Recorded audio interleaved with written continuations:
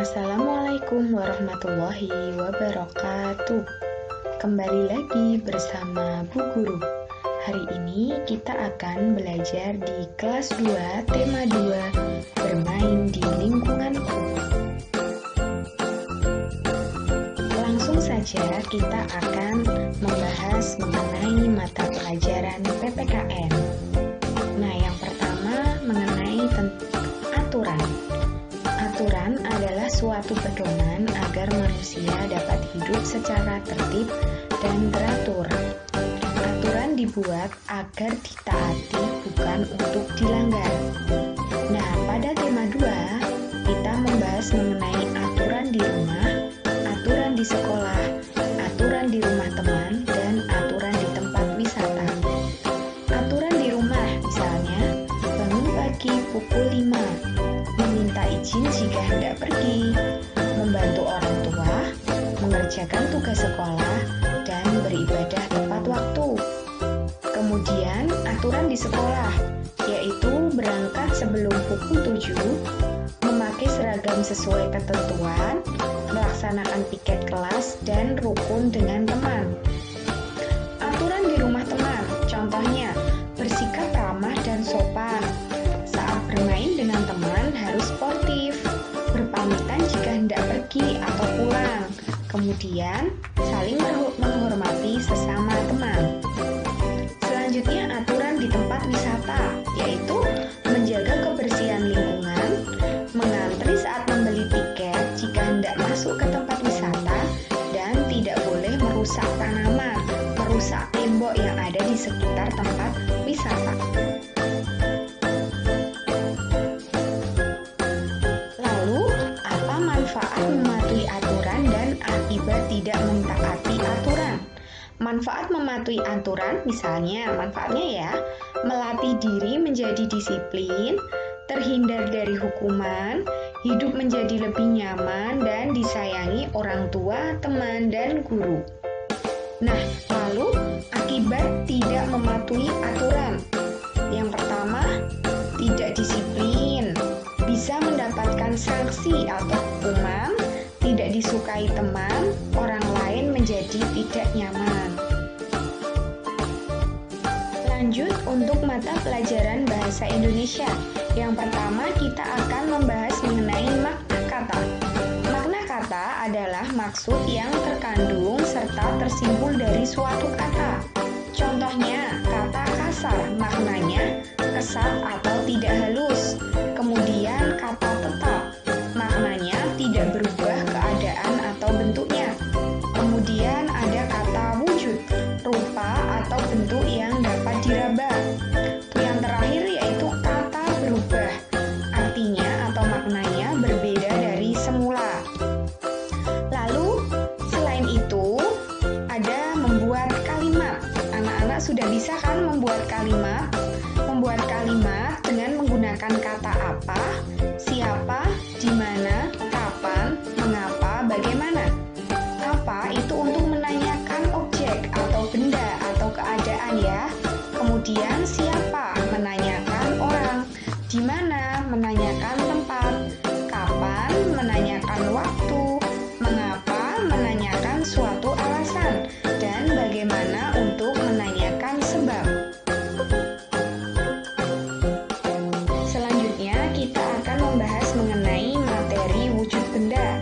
Tentu kalian ingat ya, sudah dibahas di tema 2, yaitu wujud benda itu ada 3, yaitu padat, cair, dan gas. Untuk padat, cirinya bentuk dan ukurannya tetap, tidak berubah. Contohnya pasir, meja, kursi, buku, dan lain-lain. Kemudian untuk benda cair, yaitu ciri-cirinya bentuknya menyerupai wadahnya, sehingga bentuknya berubah-ubah sesuai dengan wadahnya. Contohnya air, minyak, kecap, dan lain-lain. Untuk yang ketiga, yaitu wujud benda gas. Cirinya bentuk dan volumenya berubah-ubah menempati suatu ruangan. Contohnya udara dalam balon dan angin.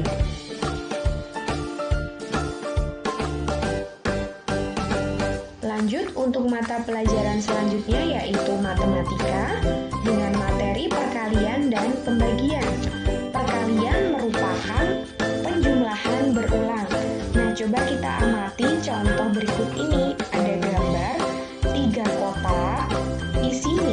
masing-masing kotak berisi 4 batu. Nah, ingat kalian nulisnya 4 ditambah 4 ditambah 4 sama dengan 3 kali 4 sama dengan 12. Kemudian contoh yang nomor 2 ini ada satu pistol, dan satu pistol. Jadi artinya 3 dikali 1. 3 dikali 1 artinya 1 ditambah 1 ditambah 1 sama dengan 3. Ingat tentang aturan minum obat, 3 dikali 1, oke? Nah, kita lanjut ke materi pembagian. Pembagian itu kebalikan dari perkalian, yaitu pengurangan berulang. Seperti ini contohnya. 6 dibagi 3, berarti 6 dikurangi 3 dikurangi 3 sama dengan 0. Sama artinya 6 dibagi 3 sama dengan 2. Itu ya. Oke, untuk mata pelajaran selanjutnya yaitu SBDP. Ada 3 materi pokok yang kalian harus pelajari lagi ya, yaitu mengenai menyanyi, karya imajinatif, dan karya hiasan. Kalian harus mengingat lagi lagu Berdayung. Lagu Berdayung diciptakan oleh A.T. Mahmud, dinyanyikan dengan lemah. Oke, ingat ya. Selanjutnya karya imajinatif. Langkah-langkah menggambar imajinatif. Yang pertama, menyiapkan alat dan bahan. Yang kedua, membuat pola gambar.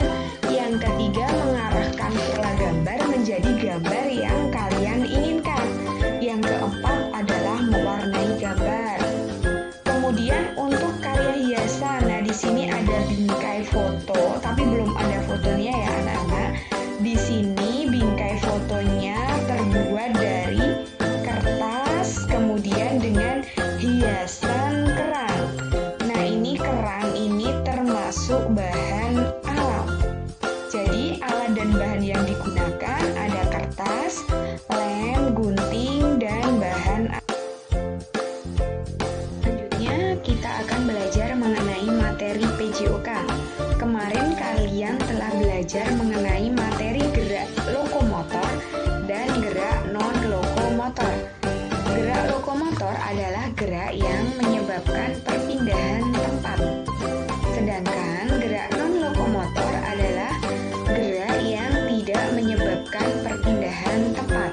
Contohnya di sini ada gerak berlari. Ini lokomotor karena menyebabkan perpindahan tempat. Kemudian gerak non-lokomotor, contohnya ini ada berdiri, kemudian membungkuk, kemudian ada jalan di tempat. Nah, itu gerak non-lokomotor karena tidak mengakibatkan perpindahan tempat.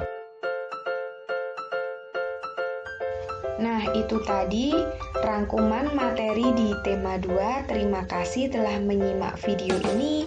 Sampai jumpa lagi, tetap semangat. Wassalamualaikum warahmatullahi wabarakatuh.